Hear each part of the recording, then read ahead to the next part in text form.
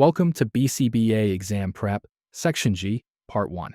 This section focuses on behavior change procedures, the tools BCBAs use to build new behavior, strengthen responding, reduce errors, and design effective teaching. Section G is one of the most heavily tested domains on the BCBA exam because it's where assessment turns into action. In this video, we'll walk through G.1 through G.10, focusing on how these procedures actually work and how the exam expects you to think about them. To do well on Section G questions, you need a decision-making framework. First, identify the target behavior. Second, identify the goal.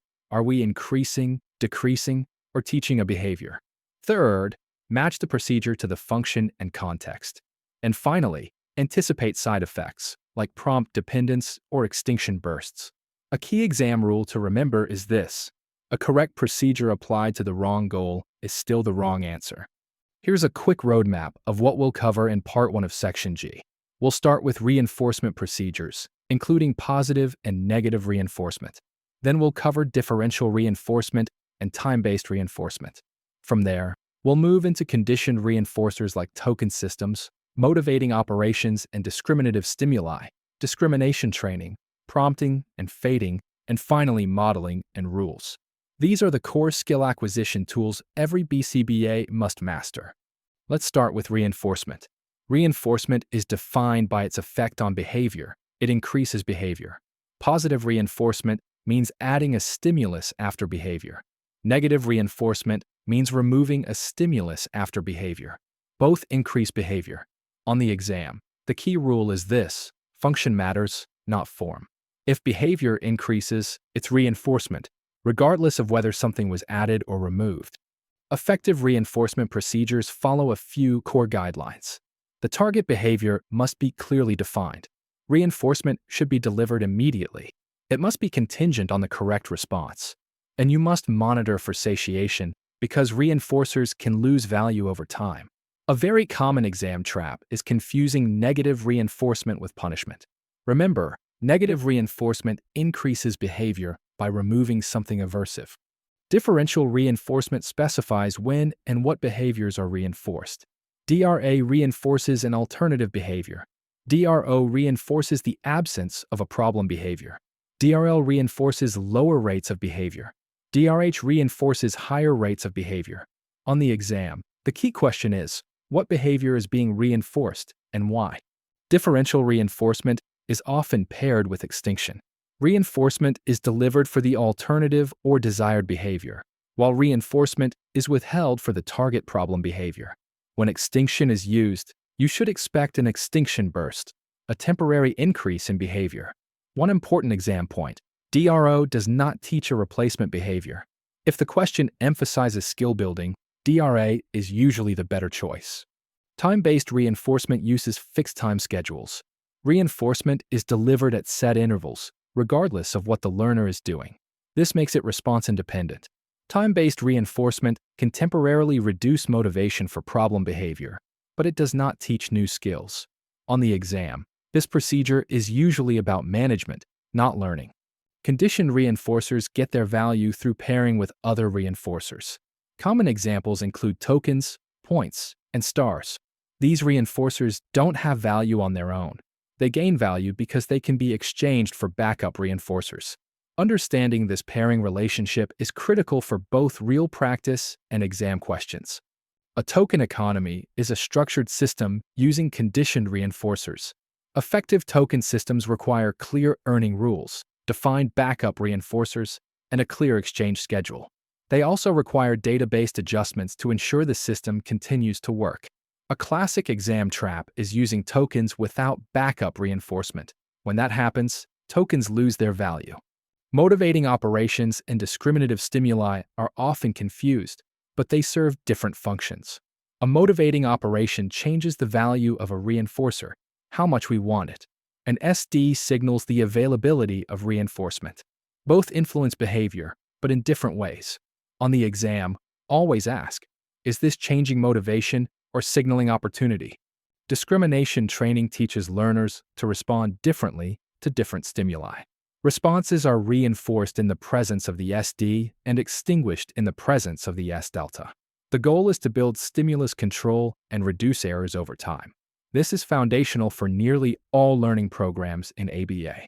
Simple discriminations involve one stimulus dimension at a time.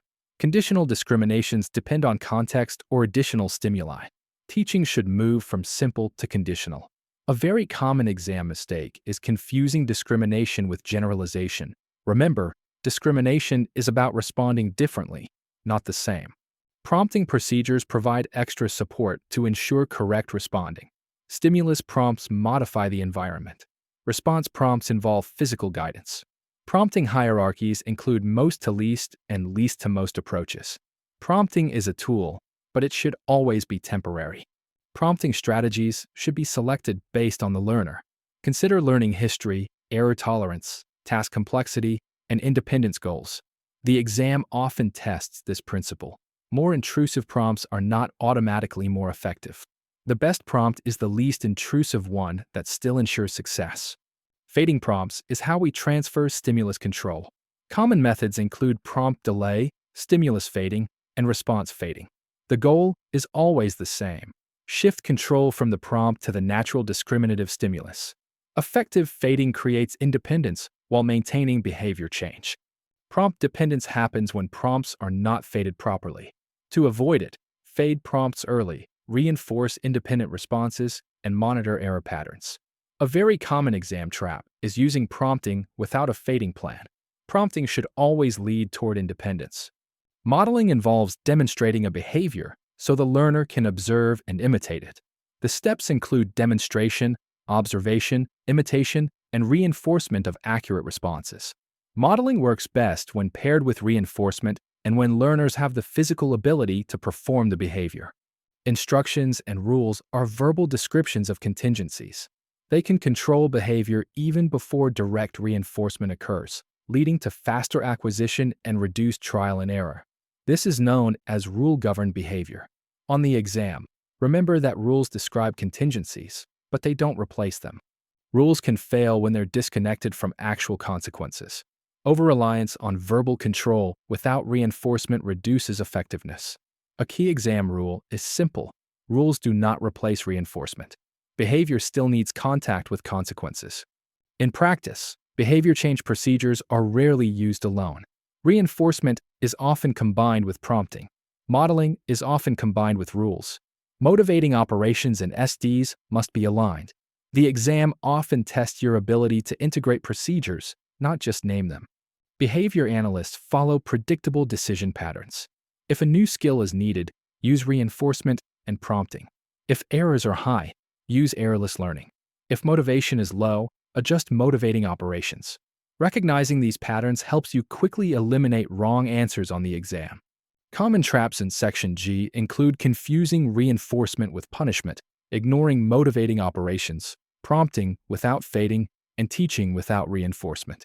A key rule to remember: procedure choice must match the goal. Here are the key takeaways from Section G, Part 1. Reinforcement drives learning.